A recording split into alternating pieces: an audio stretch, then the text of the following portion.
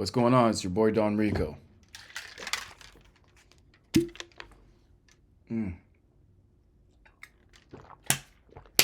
You know, I don't understand it. No matter how many times I try to logically explain it away in my own mind, no matter how many times I try to rationalize it, no matter how many times I actually try to have some grace and to see through it, I just personally don't understand it. And maybe it's me. Maybe I'm the one that's off. But it doesn't seem to me. Well, let me explain it to you like this in a way that makes sense.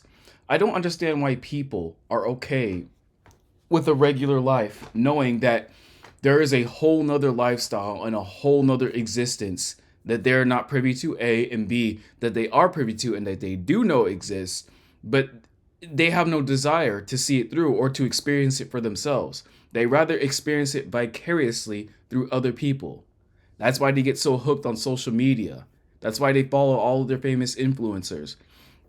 That's why they get hooked on all of the video games and all of the distractions, because they're living vicariously through other people.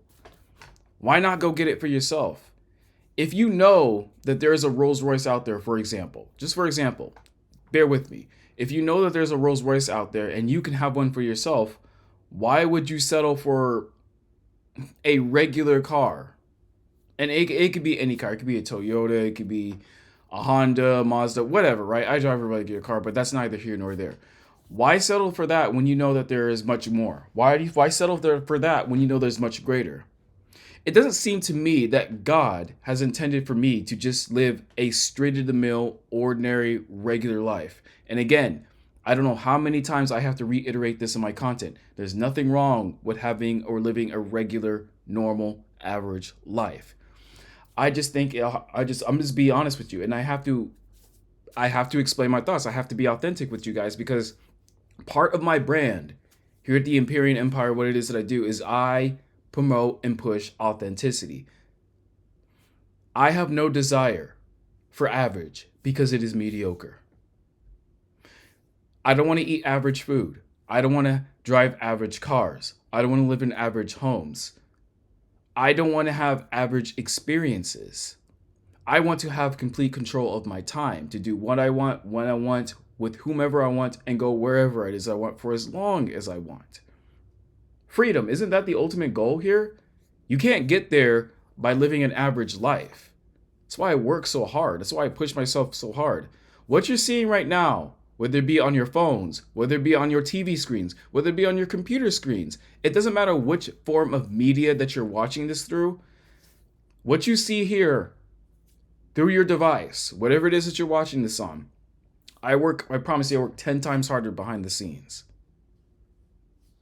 10 times harder behind the scenes, much more than the average person. Do you know why I do that? It's because I want more than the average.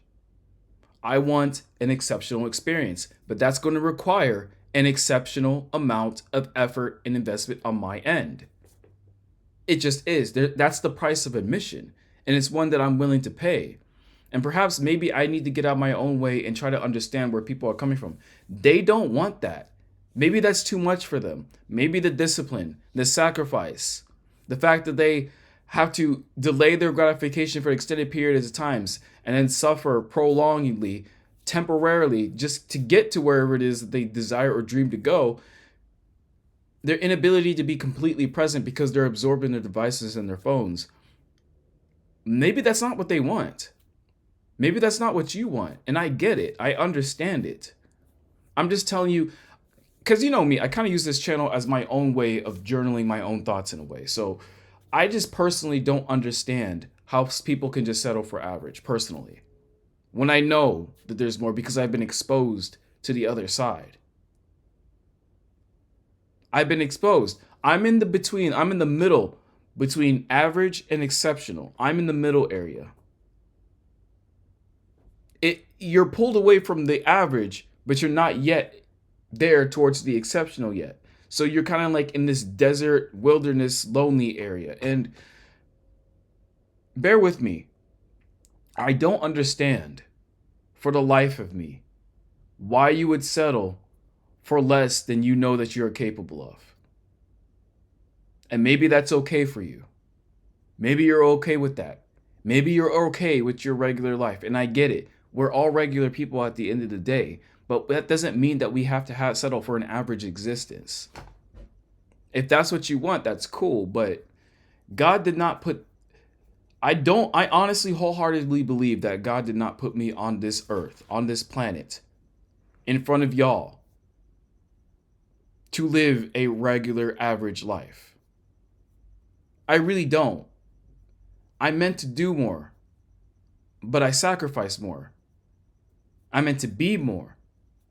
So I give more of myself. You guys have to understand, life is a mirror. It's not a window. You get what you give. If you give minimum effort, expect minimum returns. That's just how it goes. And because I've been exposed on the other side, sometimes I wonder if it's going to be exactly as I dreamed it would be on the other side. Because the number one thing that I desire is the freedom and the control of my own time and what it is that I decide to do when I decide to do it. I think that's a worthy goal to shoot for anybody. And we all want that control. We all want that ability, that level of control. But not all of us is willing to make the sacrifice and pay the initial upfront cost to get there. And it's like, why lament over your current circumstance if you're not willing to do more? To me, it just doesn't make sense.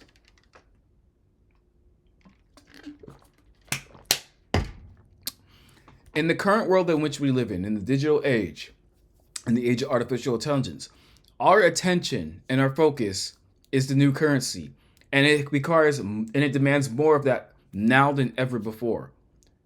Instead of putting it into things that give you no real world return on the investment, why not then put it into yourself? Again, I say this a lot in my content too. And it just, I don't know, guys. It's sometimes you get the nagging feeling that you're destined for so much more. And coming short of that should bother you. I remember recently, and I told a friend this, I had a dream once. And the contents of the dream wasn't so much important, but I was essentially having a conversation with an older gentleman who was very successful. And we were crossing the street. And I remember the words that he left with me before I woke up. He says, "Everything that you ever desired will be yours in due time." And then I woke up. I take that as a positive sign. Sometimes your subconscious is trying to tell you something.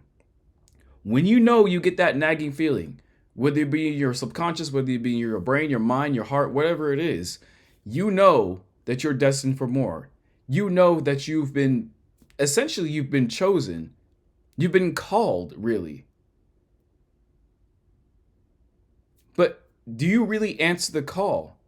And once you answer the call, do you have the stomach to actually carry through and endure? Most people just want to be comfortable. They want to live a comfortable life, and I get it. I understand it. But just like Hercules or Heracles, according to the Greek myths, we all come upon a crossroads. Do we want to live the life of comfort, an easy life? Or do we want to go the road that's the hard life, but it will turn us into gods of our own creation and make us everything that our ancestors have called and wanted us to be? At the end of the day, we got to choose. Your life, however it is that it has manifested in this point in time, is an amalgam of your choices up to this point. It's choice. What you choose and what you decide, every single choice is a vote of confidence to the person that you are right now. Every single decision that you've made up to this point is a vote of confidence into the person that you are right now, into the place that you are in right now. And it will also be a vote of confidence to the person that you want to be in the future. Because let's be clear, you can't live your life being the same person. You have to evolve. And yes, life happens to all of us. But our perspective and how we interpret it is what's going to determine who we get to be. You get to choose. So, in closing, I'm going to ask you, what is it that you choose? Do you want to choose to live an average life? And again, nothing wrong with that. Or do you choose to live an exceptional life, knowing that there is a whole nother life that people are living that you can also become a part of too, if you're just willing to put in the effort and be intentional. You right now, you have to choose. You get to choose right now. Remember, your life is a manifestation of your choices. You have that power. So choose. Which path do you like to take? Direction A or direction B? It's all on you. At the end of the day, you know what it is. You know what you've chosen. Now, let's see where it takes you.